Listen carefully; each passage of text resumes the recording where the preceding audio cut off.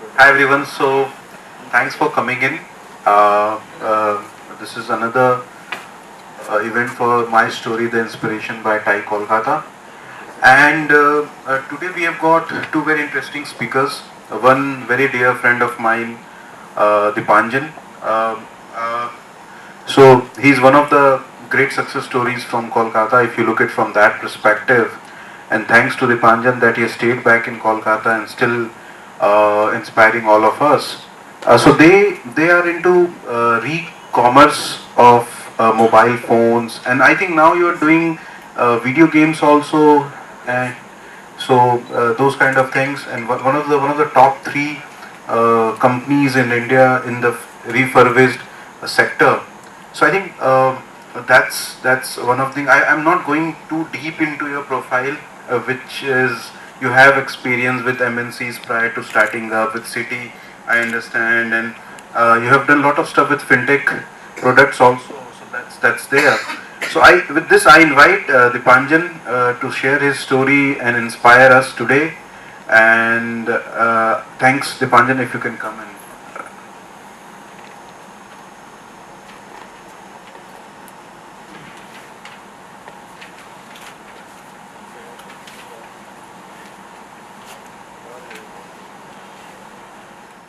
I have to meet. I love meeting, potential entrepreneurs. And if you're members of TIE or attending TIE, I'm guessing at some point either you are already entrepreneurs or thinking about it.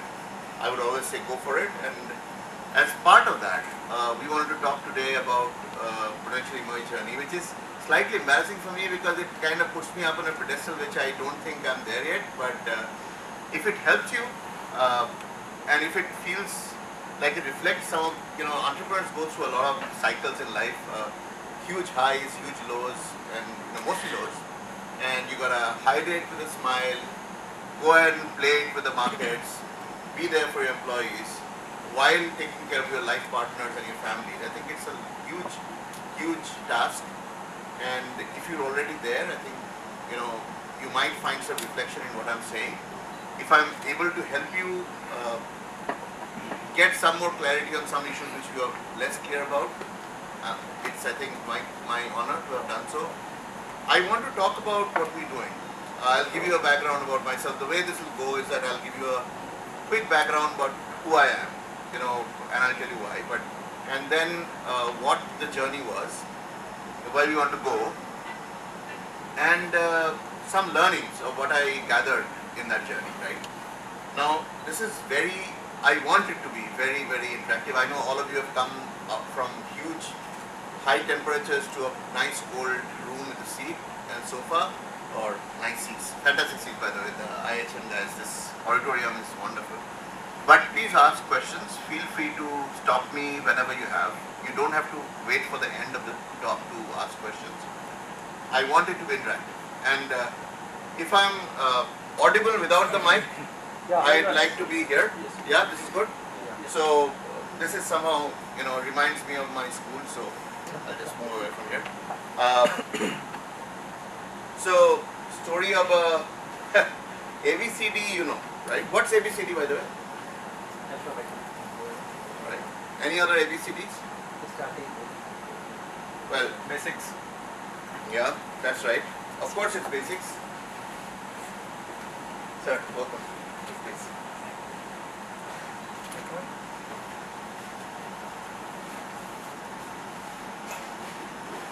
To be on the same forum as Chopra sir here is an amazing honor for me anyway. But it's also a contrast for all of you out here who's, oh wow, it's got everything. This campus has everything. Okay.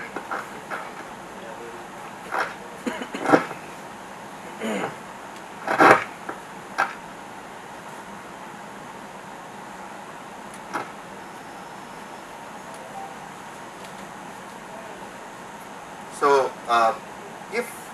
I think another advantage that you have today is that you probably get an initial view of a person who's still in the early stage of the entrepreneurial journey, someone like me, and we're still miles to go. And we have Chopra sir, who's obviously achieved miles, traveled kilometers and miles, and he's going to be able to give you a much bigger perspective of that cycle. But that whole view for you guys. I was coming back. So what's ABCD, right? You said basics. Well, ABCD in the US, we call a few folks from US ABCD. Do you know about this? American born, confused desis. There's this second generation Americans in India, generation Indians in America who are called confused desis because they don't have the roots of India and they don't really belong to America yet. But they're born in the US, but they're slightly confused because at home they are doing Krishna bhajan. Outside they're listening to whoever's latest, Despacito or whatever is happening right now. So I took from that and I said, I'm probably CDEF. I'm still the confused AC because I lived more than a decade in the US. I moved away from Calcutta in '93 and came back in 2014. So kind of confused clearly, didn't know where I belonged. I traveled the world. And EF because I'm a employee turned founder. So I'll give you a perspective of a person who spent most of my life in the corporate sector, suddenly turned out and turned up and became an entrepreneur, and by that right I have somehow gotten the pedestal to speak to you guys. So we'll talk about that, and like I said, please feel free to ask questions. When I started my MBA preparations, I was trying to get into CAT and stuff. I went into this CAT prep.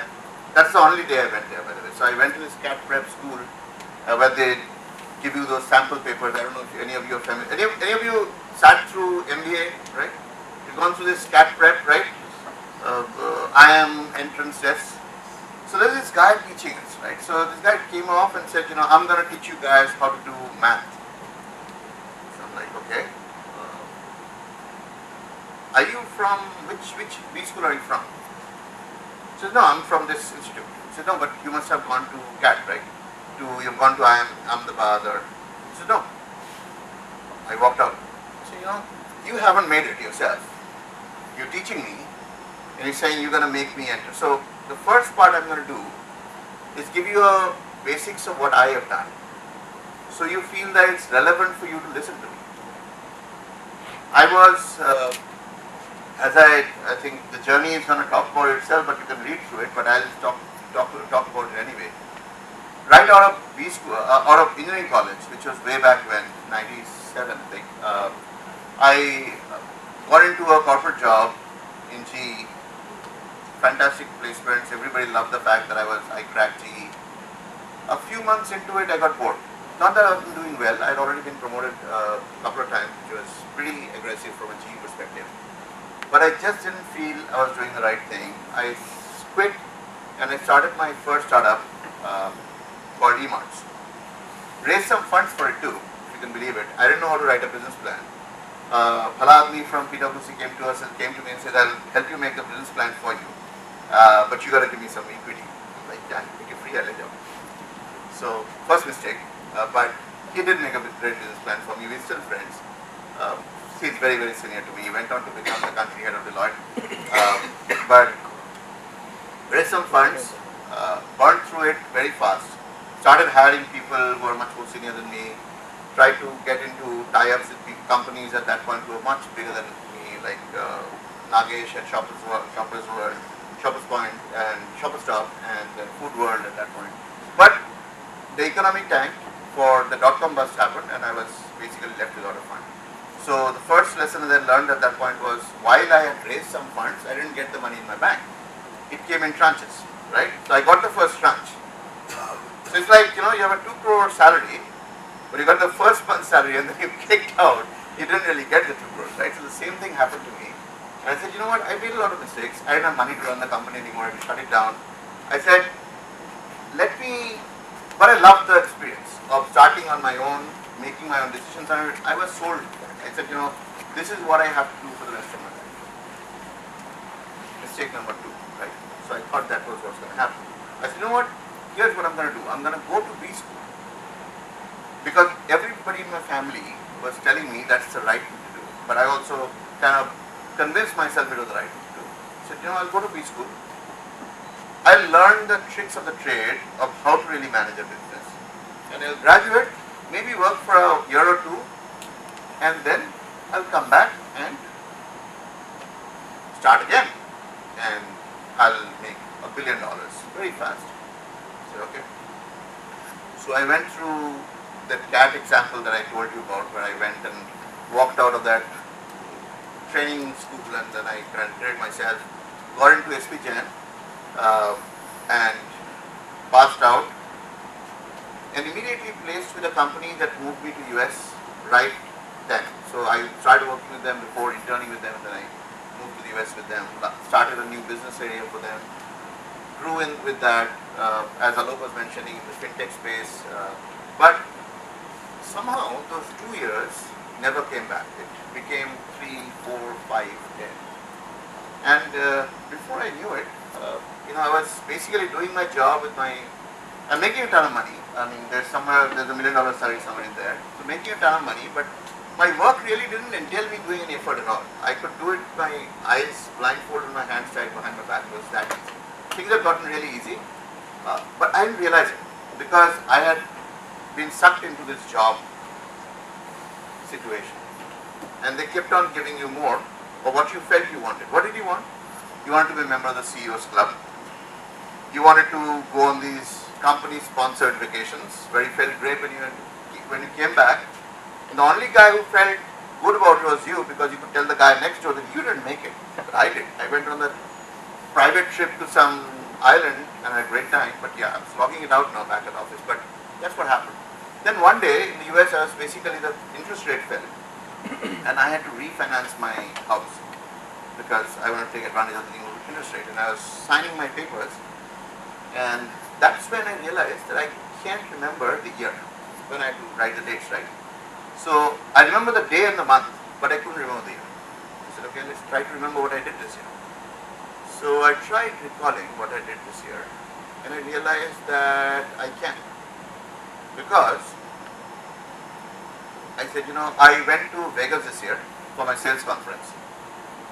But I did that last year too. And I went with my friends trekking on the Appalachians, but was that this year or the year before? So I suddenly came crashing on me that every year that I lived for the past several years was the same. I was doing the same things every day, again and again, and calling that a life. And it just kind of struck me. I said, okay, so, alright, I was a little panicky at that point. I said, I didn't realize that half my life had gone, right? And I was feeling it was too late to realize that I had made a mistake in my life. Because I didn't have another one. This is the only one I got. So then I asked myself, what do I really want from life? And I'll ask this as a question. Sir, in the green t-shirt, what do you want in life? I want to make it big. Big as in Jack Ma big, or big as in Reliance buying Hamleys big, or big as in Rabindranath Tagore big? I would like to choose between them, but all of them are sort of examples I look up to. Anyone thank you so much. Anyone has any more ideas about what they want to do in life? Big or, yeah, the gentleman next to Steve Jobs, I like him. I want to be like that Steve kind Jobs. that level of inventor. Okay, fantastic. Anybody else? Good, I think somebody wants to be really big, somebody wants to be Steve Jobs. You guys are much better, so much better than me. You know what I wanted? I was living in a 5-bedroom house at that point. And I wanted to have a 7-bedroom home. And I had a BMW 3 Series convertible. I wanted an upgrade. That's all I wanted. And I realized that when I asked myself, what do I want in life, that's what I want. That's what came back immediately. And I realized how screwed up I was. Right? So it was time for some introspection. I realized that I have really gone wrong somewhere. That's when I remembered that, 12 years back, I had told myself that in 2 years I'm going to graduate and start my own business again. So it was time for adding some discomfort. So that's the part here. It was time to add some discomfort to our life. The biggest challenge that I thought would be my challenge was convincing my family. Because here we were, settled in with life, both my kids are Americans, they could speak a little bit of Bangla and a little bit of Hindi that nobody understood, and they spoke English that my family in India could get. So that was my life at that point. And I said, how do I approve them and bring them here? So I spoke to my wife and my family. My father lives in Calcutta and chose never to leave Calcutta. He's very, very passionate about here. We spoke, and I think everybody was very lucky. So that's another part, right? If you don't have a great family supporting you, entrepreneurship is almost a no-no for starting. If you're from a family of entrepreneurs, fantastic, you'll get the support anyway. But if you're not, then that's something to be concerned about. Life lessons number, I think whatever number you take it, this is very, very key. So they supported me and they said, you know what, you should quit and give it a few years and see what works out. I mean, you have money saved up, don't have major health issues. This might be the best time of your life to try something different. It's not like your world's going to crash. If everything crashes and burns, you still have your career left to go back to. That's not going to go anywhere. Well, that honestly wouldn't go anywhere. I mean, job, done it for long enough that I knew everybody in the industry, so it was not a problem. But the next point was, okay, entrepreneurship is great. I was living in Boston at that time, so should I fly down to Silicon Valley? Boston had a very thriving startup culture in genetics and fintech. So should I stay here? But I said, if I do that, it's going to be back to square one in 2 years' time. Then let's add real discomfort to life and come back to the country that I left so many years back. So I came back and said, if I have to come back, my friend said, you know what, वापस आना है, पहले तो आना ही क्यों है? Silicon Valley चले जाओ यार. You have all these midlife crises. That's what they called it. All my friends were like single malt on Friday nights and saying that ये midlife crisis है यार. क्या कर रहा है सब? You have to get the truth out of your head. Go to Silicon Valley, work for a few days, it's fine. There are so many startups. Join one of them, feel good. अच्छा नहीं करना है ना, तो London बीच में है, वापस आ जाएगा. Nice. That also said no. said अच्छा ठीक है, इंडिया जाना है. At least go to Gurgaon one time. So to prove them right, I came to that. कुछ नहीं होता यहाँ पे. चलो घर है. It's homecoming for me. My idea was that if it has to be passion that drives you, it cannot be math that guides you. Because initially, another life lesson that I learned the hard way, but hopefully some of you make it easier, is that if math guides you initially, it's never going to take you to the right direction because the math won't work. Your business will not work in the beginning. There's no reason that the business should work. Look at the Yogi Baba Ramdev ji, right? He found a 10,000 crore hole in a market that nobody knew existed, right? So if you're asked, Ayush was there as a brand with these large FMCs for a long time.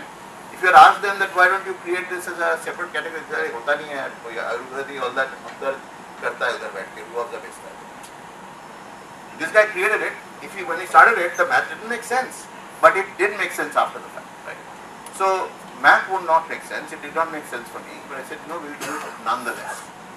So that's the second point where we came back, and then the problem started happening. When I came back to a country I had, not interacted with in a professional level, business level for a long time, and so how many of you guys? The question again. I keep asking this. Hopefully, I'm trying to wake all of us up, myself included. Just had a coffee. Needed that. This is time for my second one in the day. Just had the first one. So, how many of you are here by choice? Not in this session in Kolkata. Why? By choice. Wow, that's a big number.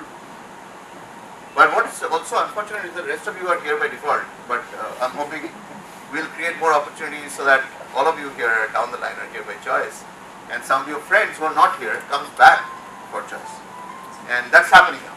I'm very happy to say, and this has been happening for a while. See, I'll give you a quick anecdote about. So my father, I don't talk a lot about that business because I'm not a part of that. But my father manages a media business called the ABP Group. They're into newspapers and TV channels and stuff, and their strategy has a very clear recruitment strategy for them has always been to target Bengalis living outside and give giving them all the nostalgia about India, Bengal, and they bring them back at a discount. They're very happy to stay because they're like, so it works. If you have businesses which is tied to the city, whichever, whether you're a Marwari or a Guju or a Bengali or wherever you are, if you left Calcutta, there's more than, you give them mota reason to come back, they will. There's a thought process. I mean, I have seen businesses here who have grown in Bengal, who kept their ties in Bengal. They come back. So there's a HR issue, there's an advantage that I'm seeing that, frankly. I'm seeing that in my business too. Anyway, so when I started in, I came in, I didn't immediately fly into my business. I was working for a company and I took an expat role with them just to be on the safe side. I had 2 kids, I had a family. I didn't take them. So it didn't happen like the movies, right? I didn't take the next flight out to Calcutta and said, okay, again. It didn't happen like that. I took an expat role into India, stayed in India on an expat contract for 2 years, tried to figure out if I'm working out here. Invested in a few startups while I was doing that to start an understanding of the ecosystem. And I did that fairly quietly, no plan, no hoopla, because I wanted to really understand. Because the objective is here. The objective was to really engage in what I do well. My history is in private equity and hedge fund. I understand financial structuring really well, and I saw this as an opportunity for us to open a fund in India, especially focused. I will not officially name it, but not Eastern India focused. But I would be surprised if there weren't a large smattering of Eastern Indian startups in that fund. But that's the opportunity, and I said, I cannot do that. The same question that came back to the IM class, preparatory class. If I don't have experience being an entrepreneur, I don't have any wherewithal to go and say I can open a fund for it. I have a ton of friends now across the globe who talk to me and who have now started investing in I'll come to my incubator in a little while, but they have started investing funds because they wanted to invest in India. They're not being able to really find a way to do so, and they're finding someone like me who's actually delivering potential at some scale to do that, right? So coming back though, I'll talk about that when we reach 2016, but I started that and I invested in a few startups, and some of them promptly failed. Lost everything there. Whatever you put in there, it's lost. And I realized that this is a game that will continue to happen where you lose money, but you cannot lose faith in what you set out to do. And I also realized that India, the ecosystem was nascent enough that the leadership of these young people who are coming out of these engineering colleges and whatever else, they still don't have the management wherewithal and the financial acumen to manage businesses and scale business on their own.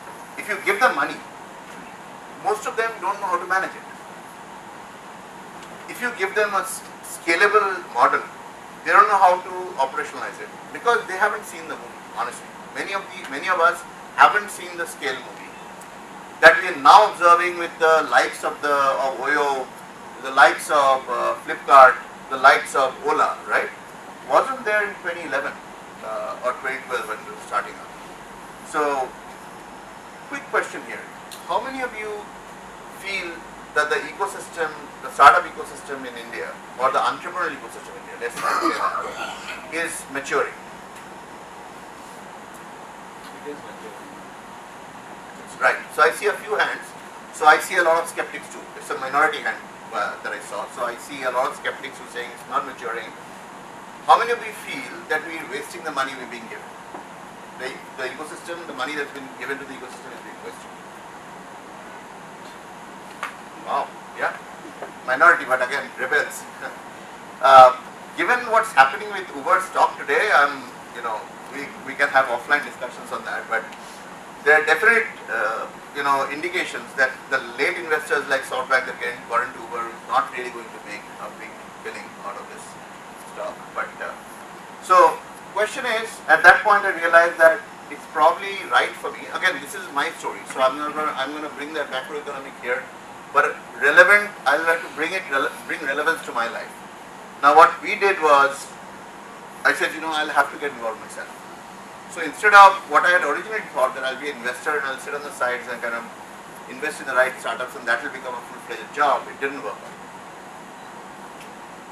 So my first investments went bust, that didn't work out. And I had invested in companies that I felt were solid companies, great products, and learnings will come from there. They didn't work. The model that I thought that I'd invest in did not work. I had to get myself involved.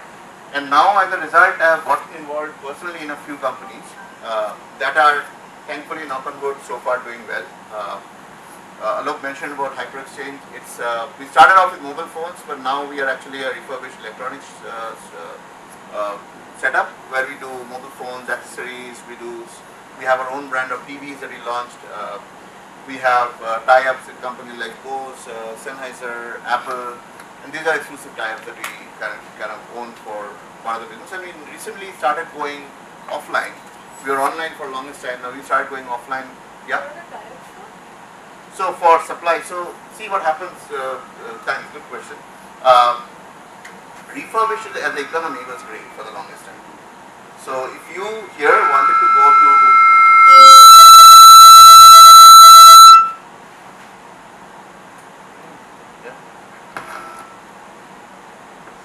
So, if you as a calculator had to go and buy a refurbished product, you'd go to Fancy Market.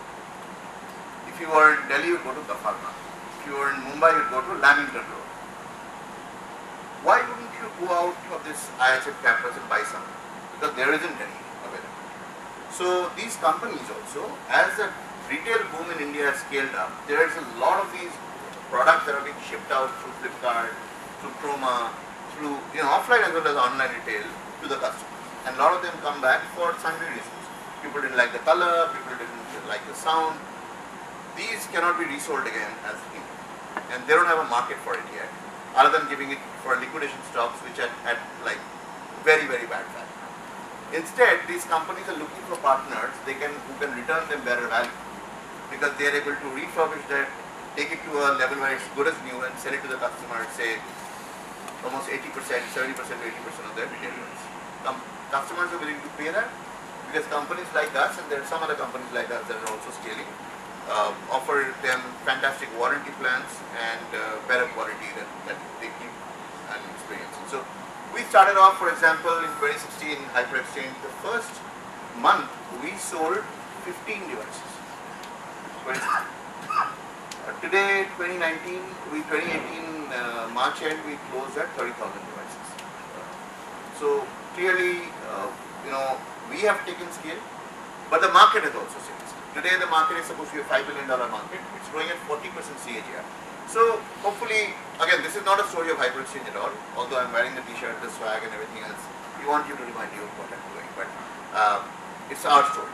The story is about how the life journey lets you select certain places and how do you scale from that. So when we scaled with HyperXchange, I'll give you a small input here about bootstrapping versus fundraise. Right? There's a lot of questions around that. How many of you think bootstrapping is the right way to scale? Yeah, fantastic. And I can actually literally see the bootstrappers putting their hands up. And how many of you feel that funding is the way to go? You should raise funds as soon as possible. Okay, that's Steve Jobs out there, who, by the way, bootstrapped most of his life. So, just so understand Steve Jobs. To my mind, the question is not correct whether you should bootstrap or fundraise. It's about how do you raise funds, because every business will need funds.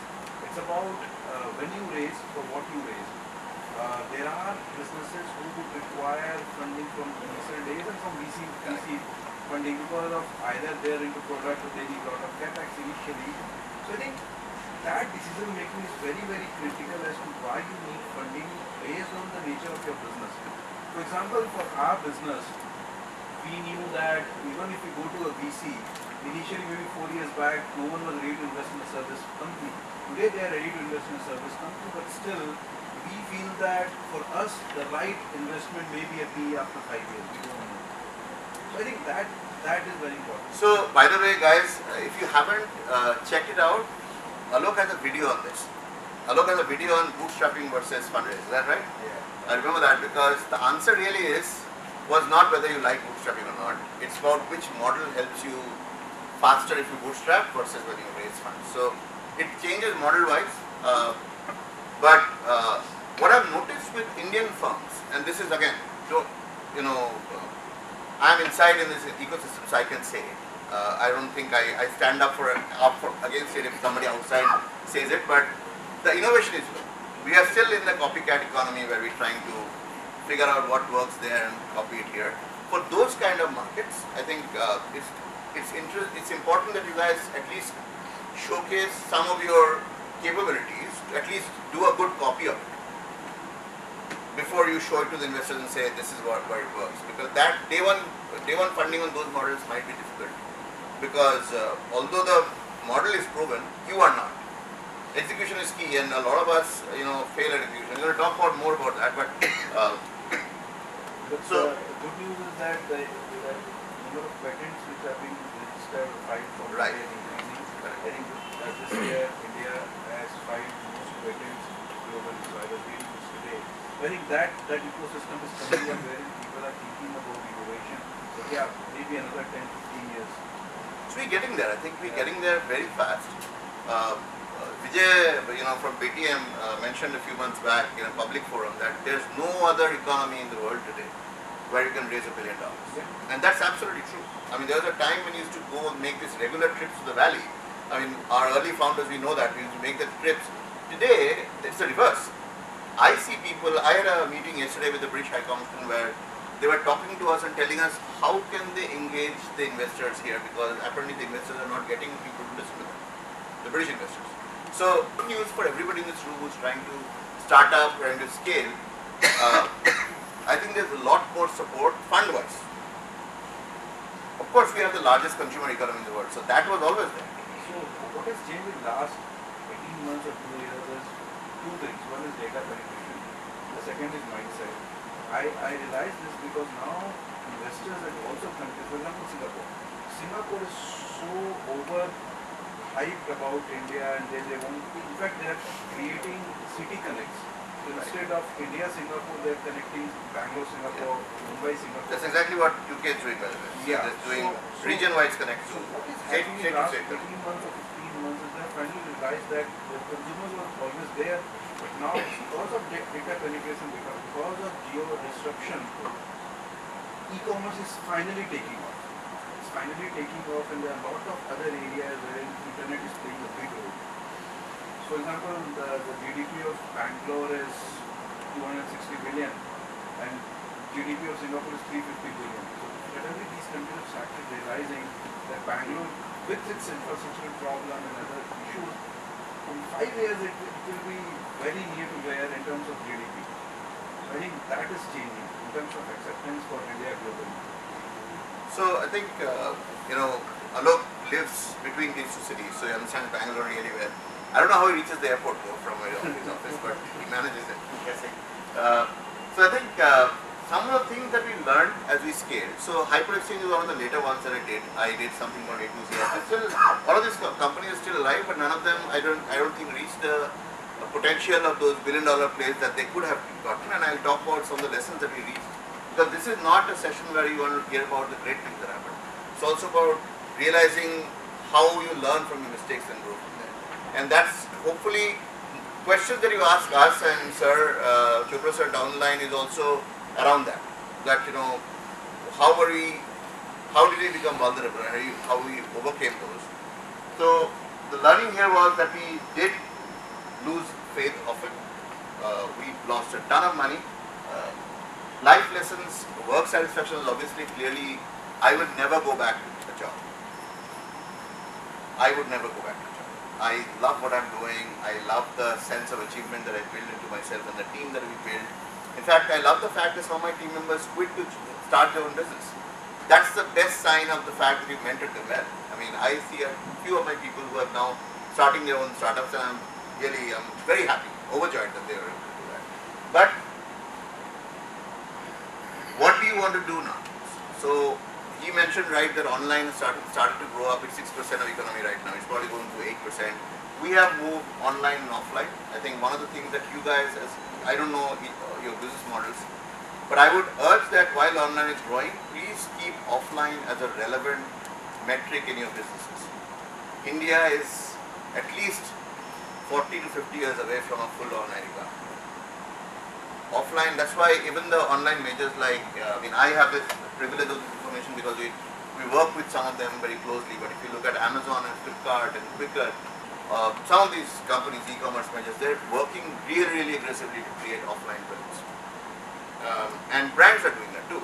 Who are brands like, for example, an online-only brand like OnePlus or MI, who grew, Lenskart, absolutely, great example, are going overboard, creating these offline models now.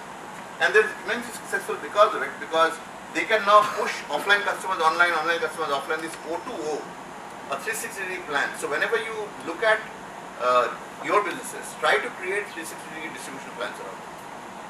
That's what I'd recommend from a business point of view.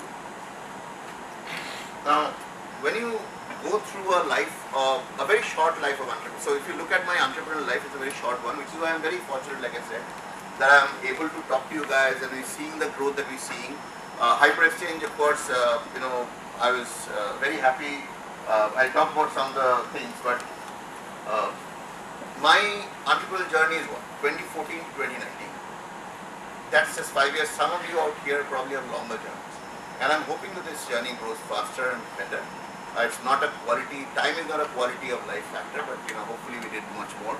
But some of the things that I learned is that, if you are an entrepreneur, you have to go through a lot of stress.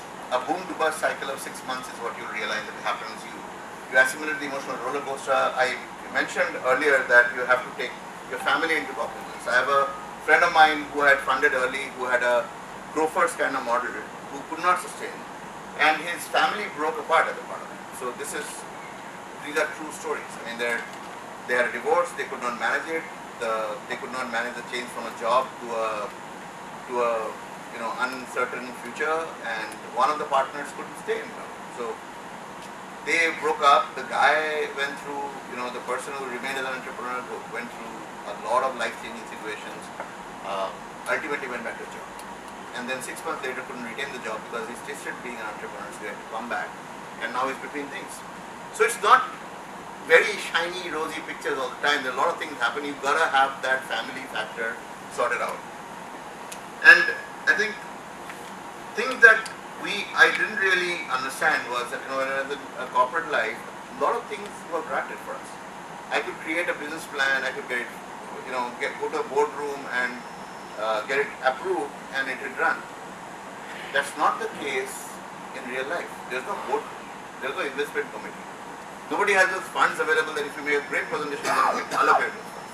Here you go around saying, no money. No one's going to give you any money. So I have young entrepreneurs who come to me and say that, I don't have money. I want money, but I don't have revenue. So my answer is that you have to have revenue before you get money. And the guy is like, how do I get revenue without money? Great question, no answer. You have to have revenue.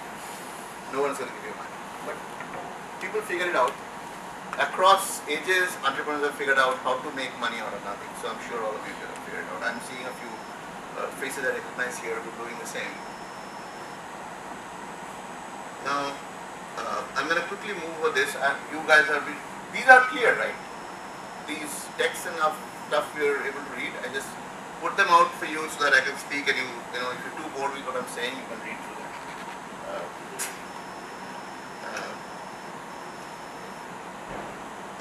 The last lesson that I'm going to leave you with is your network. As an entrepreneur, your network is everything for you. Everything. I mean, nothing else matters beyond your network. I'm an introvert myself. You couldn't tell from the way I speak and the way I'll interact with you hopefully after this, but I am a clinical introvert.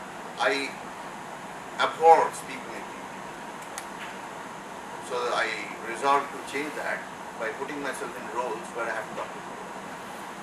And I think I've gotten better over time. I was much worse. I would typically sit in the corner in the back and read a book, right? But if you're an entrepreneur, you know the luxury of doing that. So I'll give you an example of how things work. If you can't read this, I'll read from the other way. Actually from this way. My roommate kickstarted my incubation fund. When I started Dristikon Incubation, which is now an incubator out of Salt Lake Sector 5, we have early stage companies. I'm happy to talk to you guys. We typically take a very small equity in your company and give you some initial funds that helps you scale, and you have a 6-month cohort in which you are doing a demo day after that. So one of my roommates actually from my past kickstarted that, and I have 4 or 5 other people who joined in from across the globe who are now funding this. My ex-boss is now my investor. So I used to I had the pleasure of working for Anand Mahindra in my past life, and he and I were chatting about the business I was doing because he wanted to get me back to my job. He also felt that I was in my midlife crisis, and he kept sending me messages saying that अभी हो गया तेरा अभी वापस आ जा मतलब नशा उतर गया तो please come back and manage your job. And then he realized for 2 years I hadn't done that, so he said, you know, why don't you come over and discuss what you're really doing? And we sat down and discussed and realized that, you know, he had a similar model called Mahindra First Choice, which is second-hand cars. And we are doing the math and realized he makes around the same amount of money selling a car that I make selling a mobile phone. And I said, you know, I need to invest in this now. So, long story short, he's one of the investors, which really helped me because when I go to a Series A discussion and I say, you know, I could make a call to Anand and he's basically, you know, he can tell you why he likes. The conversation pretty much gets over there. So that's one of the help that network gets you, right? And see, this guy has seen me do stuff. Not, you know, unknown, say, angel. Even if the angel is a great person, this gentleman would know me much better, right? So your network will always help you. The third element is that, you know, a friend of mine who's in this place today, he's come here to attend and watch me. He worked with me in my past life. My first job, he and I worked together. He now helps me operations. So you look into your life and the richness of your networks to build your next business. And this obviously, folks like that, you trust with your life because you built your life with them. Now they work with you and they're partners. So think about these elements. Think about how when you talk to, I think we are living in a LinkedIn economy where there are 10,000 connections but no friends. Make friends. Talk to people, remember them the next time you see them. Make an effort to connect with them, reconnect with them. And you realize this magic is starting to happen. It's not something you can actually count. You can't say, "Bande ke 3 baar mila, mere ko kya mila?" Keep meeting. Magic will happen. But please meet people. A college senior helped me with some of my key marketing IP training. Now, one of my seniors, he helped my entire marketing branding for free. This guy is an award-winning marketeer. He is running the, you know, he's the guy, the brains behind the Bhim UPI marketing branding campaign, which has become a huge play now. Also he works for Niti Aayog. He's the guy who's leading the Amazing Assam Priyanka Chopra ad campaign. Really solid guy. Said, you know, you're doing something, I'd like you to succeed. Here's my thought. He actually gave time and built it for me. And of course, I gave him an honorarium, but the point is not that. I couldn't ever afford him at that.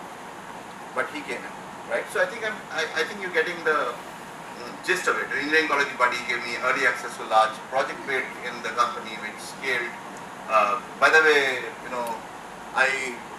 one of the persons here, I don't know if you guys know Mr. Botra. He is one of the early brands in Calcutta that has shown in the electronic sector. He owns a company called HyperXchange. We all knew HyperXchange growing up. So he and I were chatting the other day about how I could probably partner with him in trying to do some rentals for PCs. And he said, you know, he didn't seem very interested in this, honestly, and he's there. We talk very closely. He'll forgive me for saying this, but he didn't seem to be interested. He said, क्या करेगा यार बंदा?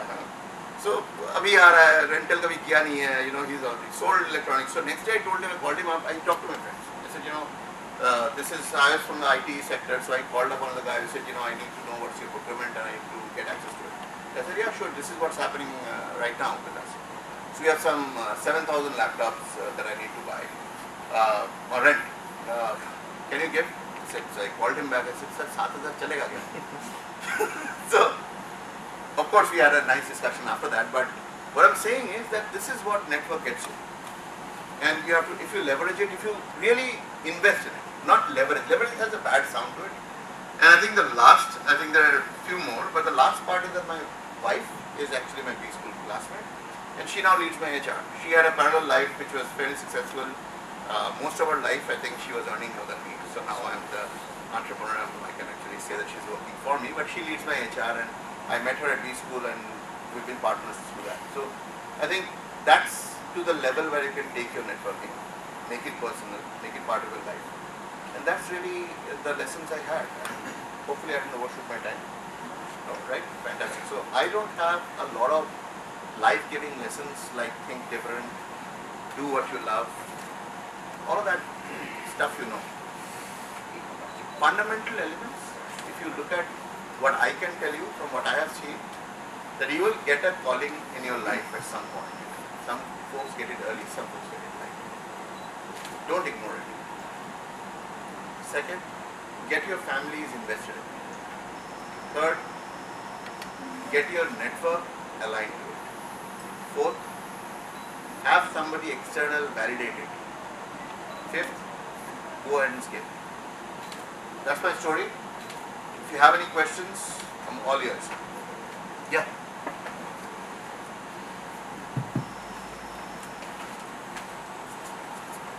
Hi sir, my name is Abhijit Roy.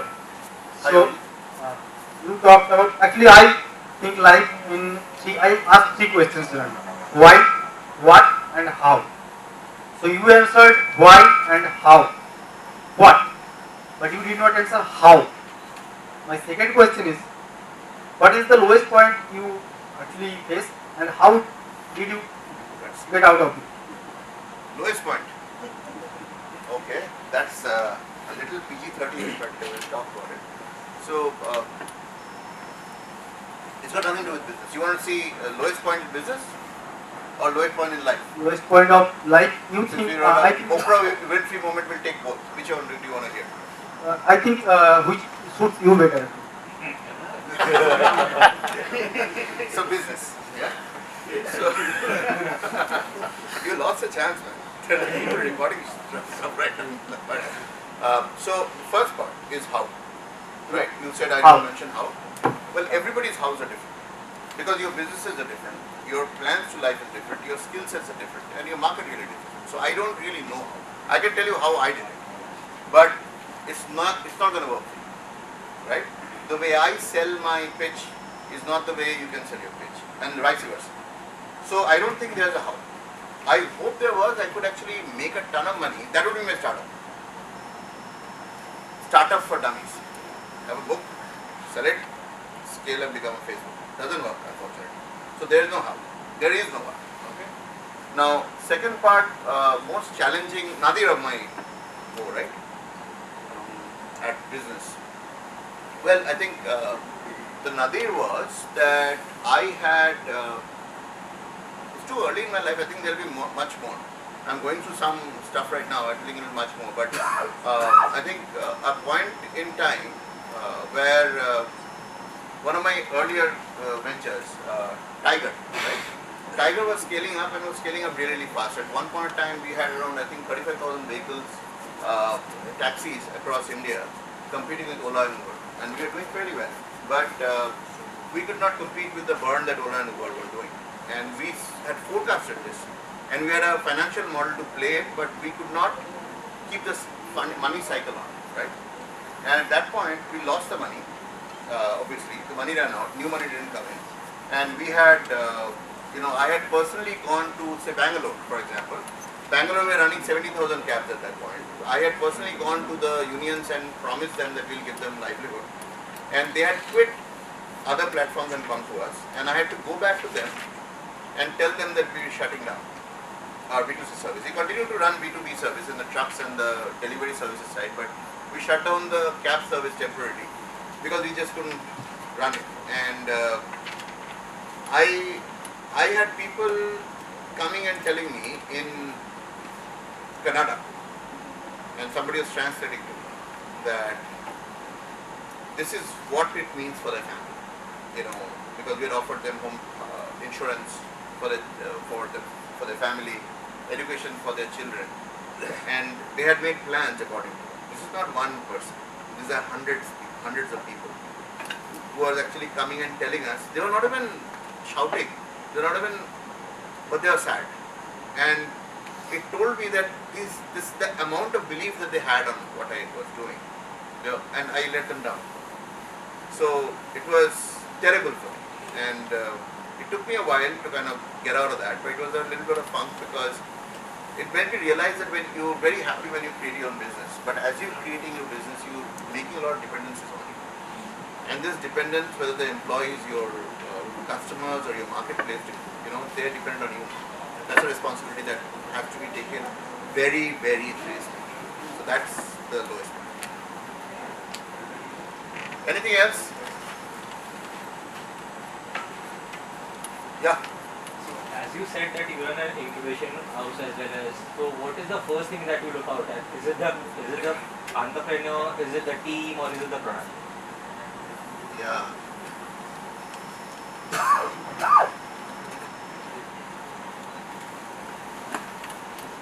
Things that are painful. Choosing a great product but a lousy partner. I never choose a product. I always choose a team.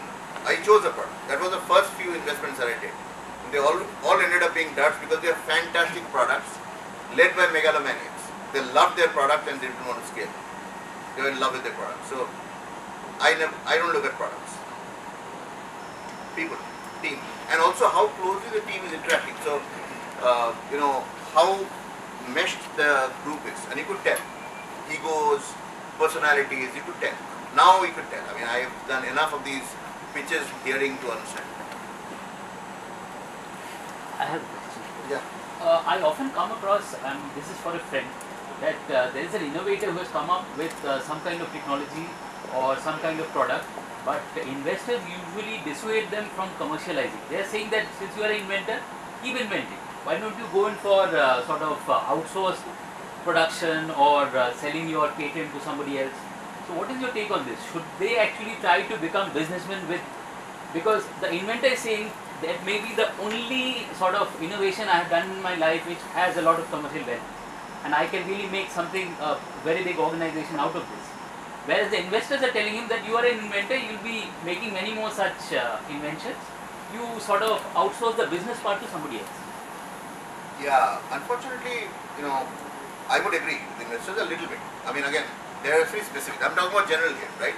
I'm sure there will be a lot of people like Tony Stark in Avengers, who is a great scientist and innovator, but also a great business person. In reality, that doesn't happen. Typically, in reality, it's not a Tony Stark. We have a Professor Calculus, who is a great innovator, inventor. He doesn't know anything about business. So it makes sense to have a partner. Now, investor will write dollars behind this guy. So from an investor's point of view, he wants to be risk-free as much as he can be. So the technology is potentially not tested, it's new, because it's an invention. So now he's saying this guy has always worked out of a laboratory. How is he going to understand how to manage people, how to manage funds, how to scale, So potentially, the investor typically want to get that guy to be working with somebody else. So, but inventor, and this happens with a lot of people, I see this, inventors feel that invention is the key. That's all it takes. Everything else will be easy. दूसरों का काम आसान है. खुद का काम बस मेरे लिए difficult है, right? Everybody thinks the same. Your job is more important than everybody else's job. है कि नहीं? But ऐसा नहीं है ना. My job is as much important as your job. Same way the inventor has to understand that the business guy who is leading the business is scaling it. A very good example of this is Google. If you look at the Larry and Sergey, right? They found Eric Schmidt, and Eric coming in as CEO of Google is when Google's fortunes changed exponentially. Larry and Sergey were great inventors, but they are not great business people, right? So it's right up there. I mean, when I say Google, it's like, Ratan Tata ne bola it. You see those Facebook posts, right? Ratan Tata ने ऐसे बोला, कभी बोला ही नहीं ऐसे, but इसका नाम है तो credibility है. ऐसे Google बोल दिया तो सब विश्वास करेगा. Sorry, anybody else? I have a question. You have been into both lives, corporate life and entrepreneur's life. So which one skill set you feel that should be different in entrepreneur's life compared to corporates? One skill set, one competency which should be different.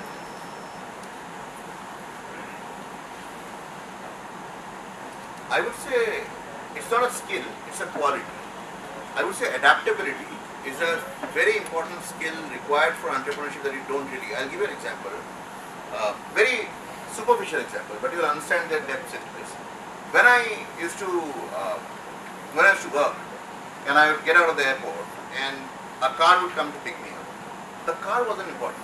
The make of the car was important for me. If I got a car which was below my level, then I would actually call the HR and create a ruckus. That is, ye gaadi kaise?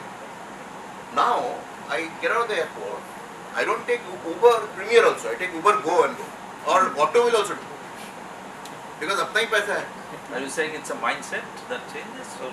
Yeah, of course, a mindset. Because you're responsible for your own money. When you're an employee, you're responsible for somebody else's money. There's a big difference. Yeah? Anything else? Guys, I think this was the appetizer. The main course.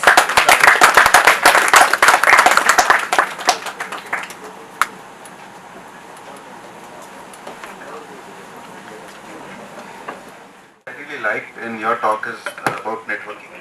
Now, 2 years back, I realized that how do I meet more people? How do I create more connect? And I realized that I've got around 5,000 friends on Facebook, around 15,000 connects on LinkedIn. If I meet 15 people or talk 15 people every week from those connects, my life is sorted. That's what I've been doing for the last 18 months, and I know the result, what's coming now. I think it's very important for us to also engage. We just click confirm friend, but we don't know who is that person and what benefit or how we would network with that guy. So I think if you do that, LinkedIn is becoming very critical now if you really want to go more so in a B2B business. So I think that's my bet. Thanks for coming in and inspiring us, and a small token of appreciation from Tai Kolkata.